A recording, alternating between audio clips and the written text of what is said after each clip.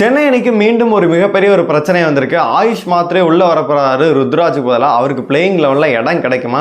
ஷேக் ரஷீத்துக்கு மீண்டும் வாய்ப்பு கொடுப்பாங்களா? அஸ்வின், விஜய் சங்கர், ராகுல் திரிபாதி இவங்களை அணியில வச்சிருப்பாங்களா இல்லை வெளியில விட்டுருவாங்களா அப்படின்னு சொல்லிட்டு பல பிரச்சனைகள் உள்ள போயிட்டு இருக்கு. அது மட்டும் இல்லாமல் அடுத்து வர எல்லா போட்டிகள்லையும் ஜெயிச்சா மட்டும்தான் பிளே ஆஃப் போக முடியும் அப்படின்ற ஒரு இக்கட்டான சூழ்நிலையும் பார்த்தீங்கன்னா சென்னை அணி இருக்கு. என்ன பண்ண போறாங்க அப்படின்னு சொல்லிட்டு நம்ம எல்லாத்தையுமே ஃபுல்லாகவே பார்த்தலாம். ஹாய் மக்களே, நான் உங்க ஷாம்.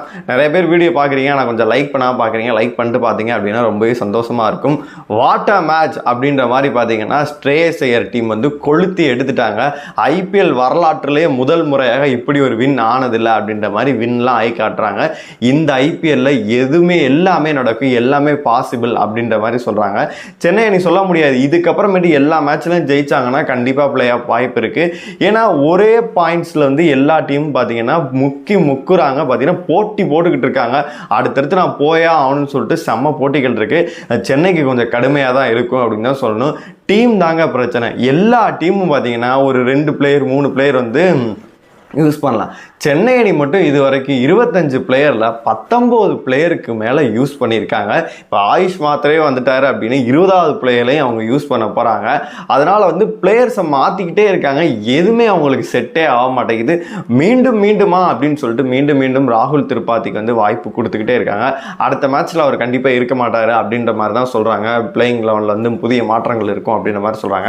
சரி, நம்ம மெயினான விஷயத்துக்கு வந்துடுவோம். அதாவது பார்த்தீங்கன்னா இப்போ ஆயுஷ் மாத்ரே 17 வயசு மும்பை பிளேயரை களம் இறக்குறாங்க ருத்ராஜுக்கு பதிலாக. இந்த மேட்ச் எல்எஸ்டி கூட வைக்க மாட்டாரு, அடுத்த மேட்ச்ல வருவார் அப்படின்ற மாதிரி சொல்லியிருந்தாங்க. மும்பை கூட அவர் மோத போறாரு, வரப்போறாரு. அவர் ஆல்ரெடி 5-6 யங்ஸ்டர் இருக்காங்களே, அவங்களுக்கே இங்கே இடம் இல்லையே, கொடுக்க மாட்டேங்கிறாங்களே, இவரு கொடுப்பாங்களா இல்லை வெளியில உட்கார வச்சிருப்பாங்களா அப்படின்னு சொல்லிட்டு ஒரு சந்தேகம் இருந்துச்சு. அவருக்கு வாய்ப்பு கொடுக்கப்படும் அப்படின்ற மாதிரி ஒரு நல்ல செய்தியுமே வந்திருக்கு. அங்கதான் மிகப்பெரிய ஒரு பிரச்சனை இருக்கு. ஏன்னு கேட்டீங்கன்னா அவரும் ஓப்பனிங் பண்ணுவாரு. ஓப்பனிங்ல செம்மையா ரன்களையுமே தேத்துவாரு, செம்மையா இருக்கும் அப்படின்ற மாதிரி சொல்றாங்க. ஆனா ஆல்ரெடி ஷேக் ரஷீத்தை ஓப்பனிங் இறக்கி விட்டு 27 ரன்கள் தம்பி அடிச்சு காமிச்சிருக்கான். 6 ஸ்கோர் அடிச்சு காமிச்சிருக்காரு. ஓப்பனிங்ல லெஃப்ட் ரைட் காம்பினேஷனோட செம்மையாவே செட் ஆயிருக்கு. அதை நீங்க பிரேக் பண்ணிட்டு ஷேக் ரஷீத்தை வெளியில உட்கார வைக்க போறீங்களா, இல்லை ஷேக் ரஷீத்தை 1 ரவுண்ட் கொடுத்துட்டு ஆயுஷ் மாத்ரே முன்னாடி கொண்டு வர முடியுமா, இல்லை ஆயுஷ் மாத்ரே 1 டவுன் கொண்டு வருவாங்களா, இல்லை மிடில் ஆர்டர் பயன்படுத்த போறாங்களா அப்படின்னு சொல்லிட்டு மிகப்பெரிய ஒரு குழப்பம் ஏற்பட்டிருக்கு அப்படின்னே சொல்லலாம். இல்லை ஷேக் ரஷீத்துக்கு வாய்ப்பே இல்லாமல் நீ வெளியில் உட்கார தம்பி, நாங்கள் ஆயுஷ் மாத்ரேயோட ஓப்பனிங் பண்ணிக்கிறோம் அப்படின்ற முடிவும் எடுக்க போகிறாங்களா அப்படின்னு சொல்லி தெரியவே இல்லை. அதனால மிகப்பெரிய ஒரு குழப்பமே போயிட்டு இருக்கு அப்படின்னே சொல்லலாம். என்னை பொறுத்த வரைக்கும் ஆயுஷ் மாத்ரே 1 டவுன் கூட இறக்கி விடலாம். இல்லை தைரியமாக பார்த்தீங்கன்னா 2-3 வருஷமா உங்களுக்கு ஷேக் ரஷீத் இருக்காரு, செம்மையாக நெட்ஸில் பர்ஃபார்ம் பண்ணுறாரு அப்படின்ற மாதிரி நீங்களே சொல்கிறீங்க. அப்படி இருக்கும்போது கண்டிப்பாக 1 டவுனும் ஒரு நல்லா இருப்பார், ஓப்பனிங் நல்லா இருப்பார். அவர் பிளேயிங் லெவலில் மட்டும் இல்லாமல் வெளியில் மட்டும் உட்கார வைக்காமல் ஓப்பனிங் கூட பார்த்தீங்கன்னா AYUSH Mhatre and Rachin Ravindra left right combination. ஏன்னா ஆயுஷ் மாத்ரே பார்த்தீங்கன்னா ஒரு ரைட் ஹேண்ட் பேட்ஸ்மேன், அதனால் அவர் லெஃப்ட் ரைட் காம்பினேஷனோட போனீங்க அப்படின்னு நல்லாவே இருக்கும். 1 டவுன் கூட பார்த்தீங்கன்னா ஷேக் ரஷீத்தை இறக்கி விட்டீங்க அப்படின்னா க்ரூசியலான ரன்னிங் இன்னிங்ஸை பார்த்தீங்கன்னா கண்டிப்பாக அவர் தேத்தி கொடுப்பாரு. அது மட்டும் இல்லாமல் மிடில் ஆர்டர் பார்த்தீங்கன்னா மிகப்பெரிய ஒரு கேள்விக்குறியாக இருக்குது, பிரச்சனையாக இருக்குது அப்படின்னே சொல்லலாம். அதனால் இப்போ இந்த ஓப்பனிங் காம்போ பார்க்கும்போது உண்மையிலேயே சூப்பராக இருக்குது. 1 டவுன் ஷேக் இறக்கி விட்டீங்க அப்படின்னா கண்டிப்பா ரன்களை அவர் தேத்தி கொடுப்பாரு. அதன் பிறகு என்ன பண்றது அப்படின்ற ஒரு பிரச்சனை இருக்கும். ராகுல் திரிபாதி பாத்தீங்கன்னா கண்டிப்பா நீங்க டிராப் பண்ணி தான் ஆகணும். அதே மாதிரி அஸ்வின் அவர்களையும் விஜய் சங்கர் அவர்களையும் டிராப் பண்ணிட்டு ராமகிருஷ்ணா கோஸா இருக்கட்டும், அது மட்டும் இல்லாம வன்ஸ் பேடி பாத்தீங்கன்னா ஆல்ரெடி சூப்பரா பண்ணியிருக்காரு, அதனால ப்ரூவ் பண்ணியிருக்காரு, நெட்ஸ்ல நல்லா பண்றாரு அப்படின்ற நியூஸ்மே வந்திருக்கு.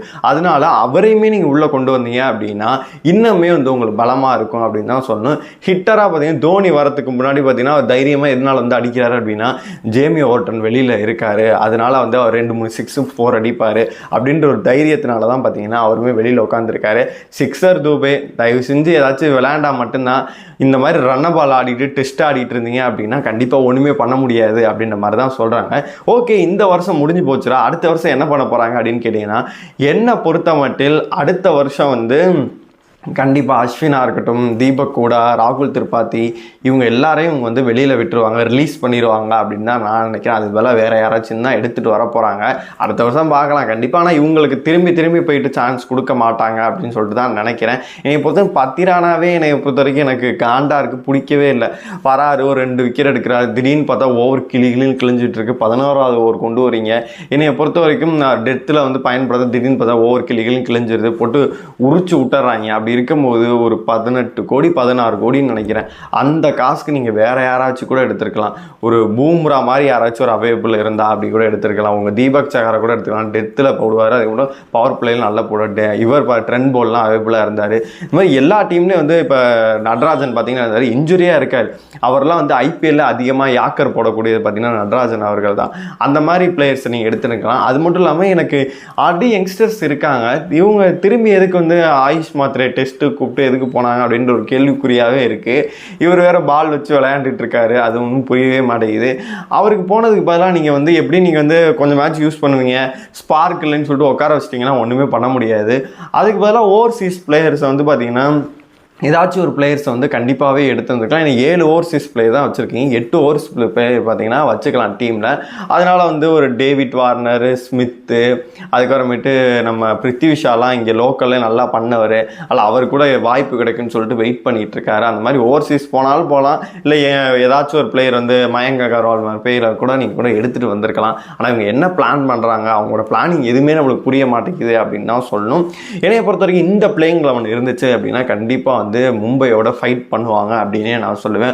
ஓப்பனிங்கை பொறுத்தவரை ஆயுஷ் மாத்திரே வந்து நம்ம ரச்சின் ரவீந்திராவே விடலாம். அதுக்கப்புறமேட்டு பார்த்தீங்கன்னா 1 டவுன் வந்து ஷேக் ரஷீதை விடலாம். அதன் பிறகு வந்து 6 துபை கண்டிப்பாக இறக்கி விட்டீங்க அப்படின்னா குரூசியல் இன்னிங்ஸ் தேத்தி தான் ஆகணும், வேறு வழியே கிடையாது. அப்புறமேட்டு வன்ஸ் பேடி இறக்கி விட்டீங்க அப்படின்னா அவருமே ரன்களை தேத்துவார். அதுக்கப்புறமேட்டு தோனி அவர்கள், ஜடேஜா அவர்கள், இந்த மாதிரி ஜேமி ஓவர்டன் இருக்கும்போது பேட்டிங் ஆர்டர் சூப்பராகவே இருக்குது. ஸ்பின்னுக்கு 100 கண்டிப்பாக நல்லா போட்டு கொடுப்பாரு. இப்போ ஜடேஜாவும் பார்த்தீங்கன்னா நல்லாவே போட்டு கொடுக்குறாரு. டெத்து அண்ட் பவர் பிளேக்கு பார்த்தீங்கன்னா சூப்பரான ஆட்களாக வந்து இருக்காங்க. Khaleel and Anshul Kamboj, AK it's white, அதாவது எல்லோ டிராகன் அப்படின்ற மாதிரி தான் சொல்லணும். அவருமே நல்லா பண்ணுறாரு. அதில் எந்த ஒரு பிரச்சனையுமே இல்லை. பார்த்தீங்கன்னா 1-2 ஓவர்களை போட்டுருவார். டீம் பார்க்குறதுக்கு சூப்பராக செட்டாகவே இருக்குது அப்படின்னு தான் நான் சொல்லுவேன். உங்களை பொறுத்த வரைக்கும் இந்த பிளேயிங் லெவனோட போனாங்க அப்படின்னா நல்லாயிருக்கும்னு நினைக்கிற பிளேயிங் லெவலை மறக்காமல் கமெண்ட் பாக்ஸ் சொல்லுங்கள். ஆயுஷ் மாத்ரே, ஷேக் ரஷீத் இவங்களோட ஆர்டர் என்னவாக இருந்தால் நல்லாயிருக்கும் அப்படின்னு நினைக்கிறீங்களோ அதையும் மறக்காமல் கமெண்ட் பாக்ஸில் சொல்லுங்கள்.